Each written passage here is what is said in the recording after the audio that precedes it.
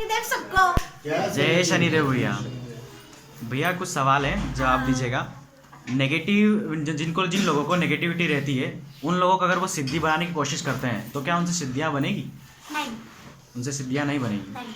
अगर पहले से है और आपके पास ज्यादा नेगेटिविटी है, अगर 10%, 20%, 40% तक है तो सिद्धि काम कर सकती है, क्योंकि कई बार सिद्धि मलिनता के साथ भी काम कर देती है। लेकिन अगर आपके पास पूरी मलिनता, आपके पास क्रिया हो रखी है या भूत प्रेत जैसी परेशानी है, तो आपकी सिद्धि काम नहीं करती है, ना आप बना सकते। क्योंकि अगर आप जब करना भी शुरू करेंगे तो पहले प्रेत मरेगा, फिर शरीर साफ होगा, फिर सिद्धि बनेगी, फिर सिद्धि काम करेगी, तब जाके जब शरीर में भी लगेगा और सिद्धि के लिए भी लगेगा। तो अगर किसी को नेगेटिविटी है और वो जब पूजा पाठ ये सब चीजें करती है तो सारा नेगेटिविटी पे चले जाएगा।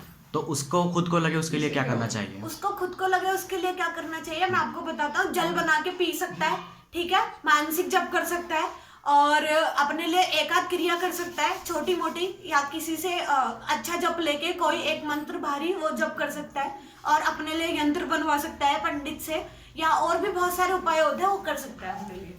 तो जो आप नेगेटिविटी पी जाती है उसको क्या वापस ला सकते हैं? हाँ, जब तो वही रहता है, बस नेगेटिविटी पी जाती है तो मतलब उसकी जब मुक्ति होगी।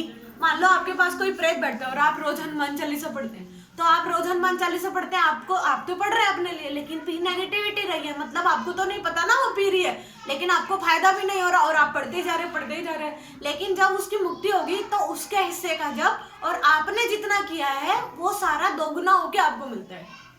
भैया जैसे हम नहा रहे हैं और पानी की बाल्टी में अगर हम नमक वगैरह डालते हैं तो क्या उससे नेगेटिविटी जाती है या सिर्फ मलिनता जाती है? मलिनता साफ होती है, मतलब शरीर हल्का हो जाता है। जल स्नान करने से आपका ऑरा साफ होता है। और अगर किसी के घर के बाहर कोई टोटका या दुकान के बाहर कोई टोटका रखा हो तो उसको बेअसर कैसे किया जाए? वो आप धुनी कर सकते हैं घर में, और जल जागृत करके सारे दुकान में या घर में छिड़क सकते हैं, या फिर 2 नींबू काट के दोनों चौराहे के कोने पे रख सकते हैं, और हर अगले दिन उसको सुबह किसी भी चीज में जला दे या पिघवा दे।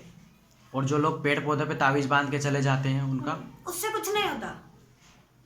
और भैया गड़ंत क्या होती है?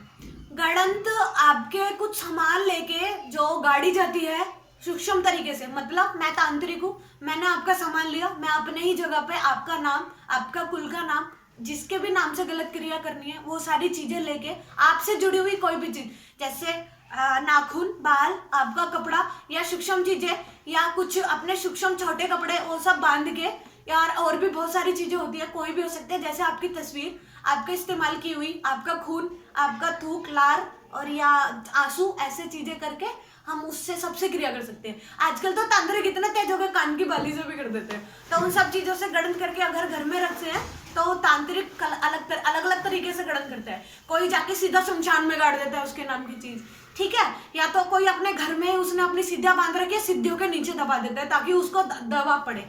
क्रिया के हिसाब से किसको कितनी परेशानी देनी है उसके हिसाब से गड़ंत होती है। जैसे बहुत सारे तो मैंने खुद देखी है, जैसे फोटो पे शहद लगा के चींटियां चला दी, तो उस आदमी को लगेगा मेरे शरीर में चींटियां चल रही है, समझ गया। शमशान में जाके गाड़ दिया, मुर्दे के नीचे गाड़ दिया, तो उसको ऐसे लगेगा मेरे को मरे हुए प्रेत दिखाई दे रहे। तो ऐसे अलग अलग तरीके की लोगों की गड़ंतें होती है, बहुत सारी होती है, बहुत सारी। कुत्ते बिल्ली से भी कर देते हैं तांत्रिक। इन गड़ंतों से बचने का कोई उपाय? अभी फिलहाल तो उन गड़ंत, क्योंकि जब तक आपको नहीं पता चलेगा जब तक नहीं, बाकी किसी प्रीतम जैसे से पूछो, अगर है तो उसका निवारण कराओ। निवारण से ही होता है, आप खुद से नहीं कर सकते गड़ंत का इलाज। जैसे लोगों को जो अच्छे बुरे सपने आते हैं, क्या वो बताने चाहिए सामने वाले को? सब कुछ नहीं बताने चाहिए, क्योंकि आपका दुख आप ही समझ सकते हैं या ईश्वर समझ सकता है। सामने वाला आजकल मनुष्य इतना नहीं है कि आप किसी पे भरोसा कर पाए। अगर आप किसी को फिर भी अच्छा समझ के बताते हो तो पूरी बात ना बताए, सिर्फ कुछ चीज से बता सकते हैं। तो इसमें से कौन सपने सच होते हैं, जैसे कहा जाता है? जैसे देव दर्शन सच होता है। आप बहुत सारे लोगों को तो बहुत सारे आगे की भविष्य की बातें पता चल जाती है, कुछ लोगों का जुड़ाव मजबूत होता है, तो ये शरीर के तासीर के हिसाब से होता है। कुछ अच्छा या बुरा मैं नहीं कह सकता उसके बारे में।